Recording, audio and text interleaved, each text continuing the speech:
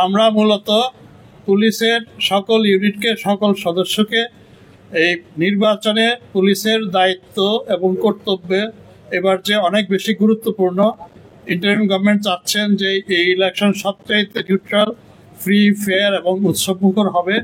সেই জন্য আমাদের দায়িত্বটা আমরা যেন সবচাইতে ভালোভাবে পালন করতে পারি, সেজন্য আমরা নিজেরা প্রশিক্ষিত হচ্ছি। আপনারা জানেন যে গত 3টা নির্বাচন নিয়ে নানান বিতর্ক আছে, নানান সমালোচনা আছে।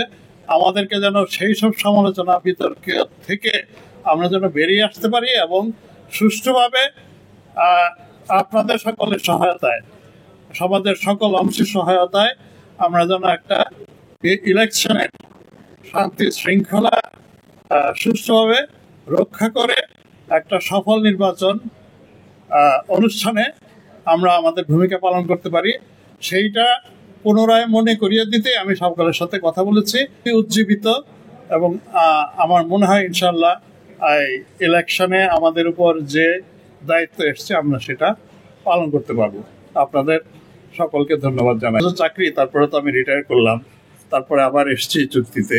তা আমিও সারা জীবনে আমি দেখি নাই, এবং আমি যাদের কাছ থেকে এই প্রশিক্ষণ নিয়েছি, যাদের হাতে পুলিশ হিসাবে আমি গড়ে উঠেছি, তাদের মুখেও কোনোদিন শুনি নাই যে পুলিশের নির্বাচনী ডিউটির জন্য প্রশিক্ষণ নিতে হয়। আইন শৃঙ্খলা রক্ষা করা, অপরাধ দমন, এগুলো আমাদের ম্যান্ডেটেড কাজ। আমরা আমাদের মৌলিক প্রশিক্ষণ যখন একাডেমিতে নেই এবং এর পরে রিফ্রেশার প্রশিক্ষণ যখন থাকে, আমরা এগুলো আমাদের মধ্যে আস্তে আস্তে গড়ে ওঠে। তো এটা এইবারই আমরা প্রথম এই নির্বাচনী প্রশিক্ষণের আয়োজন করেছি। মূলত আমাদের যে বেদনাদায়ক অভিজ্ঞতা আছে আগের 3টা ইলেকশন 2014, 18 এবং 24, যেটা নিয়ে নানান বিতর্ক এসছে, নানান ধরনের সমালোচনা আছে, এবং দুর্ভাগ্যজনকভাবে আমরাও সেই বিতর্ক এবং সমালোচনার শিকার হয়েছি, অংশীদার হয়েছি, কারণ আমরাও ওই 3টা ইলেকশনেই পার্টিসিপেট করেছি। আমাদের সেই অভিজ্ঞতাটাকে আবার শুধরানোর জন্য আমরা যেন যেই ভুলগুলো আমরা করেছি অথবা করতে বাধ্য হয়েছি সেইগুলো যেন আমরা না করি, পক্ষপাতিত্ব, কোনো জায়গায় অন্যায়, অবিচার প্রশ্রয় না দেওয়া, সব কিছু ঝেড়ে ফেলে দিয়ে আমরা ইন্টারিম গভর্নমেন্টের যেই অঙ্গীকার যে সবচেয়ে সুষ্ঠু একটা নির্বাচন করা, সেটা যেন আমরা করতে পারি।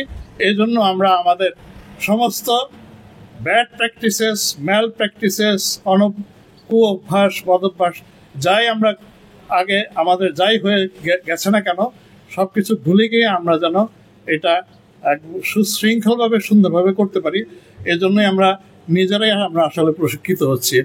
এই প্রশিক্ষণ স্বপ্রশিক্ষণ, নিজেরাই আমরা নিজেদেরকে শিক্ষিত করছি। আমরা কিন্তু বাইরে থেকে কোনো ট্রেনার আনছি না।